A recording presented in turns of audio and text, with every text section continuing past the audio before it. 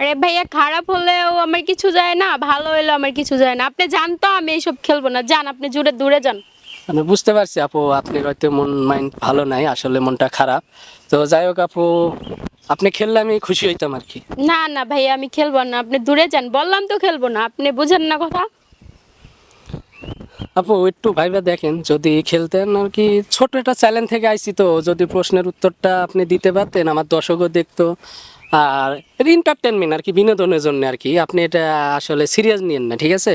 আপনি একটু ভাবে দেখেন খেলবেন কিনা। আচ্ছা যাই হোক, এত করে জন বলতাছেন না, আর আমারও এখানে দাঁড়ায় রয়েছি, সময় কাটতেছে না, তো আপনার সাথে দেখি কিছুক্ষণ সময় কাটাই দেখি।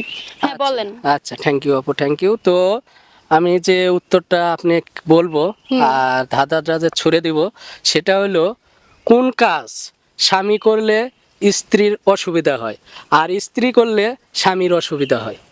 মানে এটা কোনো দাদা কি বলেন এটি?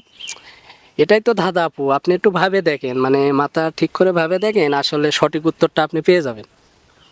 আমি তো ভাবতেছি এটা কোনো দাদার ভিতরে পড়ে না, ঠিক আছে। এটাই ধাঁধা। আপনি আবারও আমি বলছি, আপনি শুনেন, কোন কাজ স্বামী করলে স্ত্রীর অসুবিধা হয় আর স্ত্রী করলে স্বামীর অসুবিধা হয়? আচ্ছা যত সব ফাউল কথা বলতে আসছেন তাই না, বললাম তো এটা দাদার মধ্যে পড়ে না, আর আপনি কি প্রশ্ন নিয়ে আসছেন, আজব কথাবার্তা।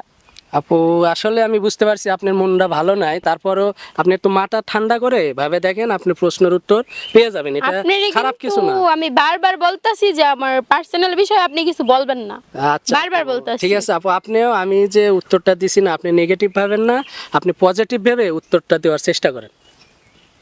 আচ্ছা যাই হোক, এতক্ষণ ধরে যখন বলতাছেন তো একটু ভাবার চেষ্টা করি দেখি কি আচ্ছা ভাবেন, কি আপনি হতে পারবেন, পারবেন, পারে। আমি জানি কি আপনি পারবেন। কি কি হতে পারে, আচ্ছা আমি পারতাছি না, আপনি বলেন। আপু আমি বললে তো আর এই প্রশ্নের কোনো ভিত্তি থাকলো না, না এটা আমি কেমনে বলি? আপনি একটু বলেন। আর আপনার জন্য একটা কথা তো বলাই হয় না, আপনার জন্য আকর্ষণীয় পুরস্কার আছে যদি উত্তরটা দিতে পারেন। আচ্ছা যাই হোক, বলতেছেন আরেকবার ভাইবা চিন্তা দেখি। ও এইটা এটা এটা কি হতে পারে, দেখেন কি একটু ভালো করে ভাবেন, পেয়ে কি যাবেন হতে পারে ইনশাল্লাহ। এটা?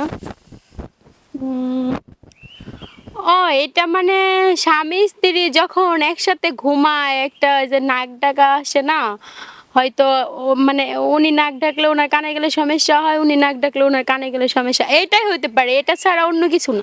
ও তার মানে আপনি বলছেন যে নাক ডাকানো না, হ্যাঁ হয়তো স্বামী স্ত্রী এক রুমে শুয়ে রয়েছে, হ্যাঁ, দেখা গেছে স্বামী নাক ডাকালে স্ত্রীর অসুবিধা আর স্ত্রী নাক ডাকালে স্বামীর স্বামীর অসুবিধা। অসুবিধা। থ্যাংক ইউ আপু প্রশ্নের উত্তর দেওয়ার জন্য। হ্যালো ভিউয়ার্স, আমরা যে ধাঁধাটা আপুর মাঝে ছড়ে দিয়েছিলাম তার প্রশ্নের উত্তর পেয়ে গেছি। এটা হলো নাক ডাকানো। যেহেতু স্বামী স্ত্রী এক রুমে শুইলে অবশ্যই স্বামী যখন নাক ডাকায় স্ত্রীর অসুবিধা হয়, আর স্ত্রী নাক ডাকালে স্বামীর অসুবিধা হয়। তো আপুকে অসংখ্য অসংখ্য ধন্যবাদ প্রশ্নের উত্তরটা দেওয়ার জন্য। তো আপু আপনার জন্য রয়েছে আকর্ষণীয় পুরস্কার।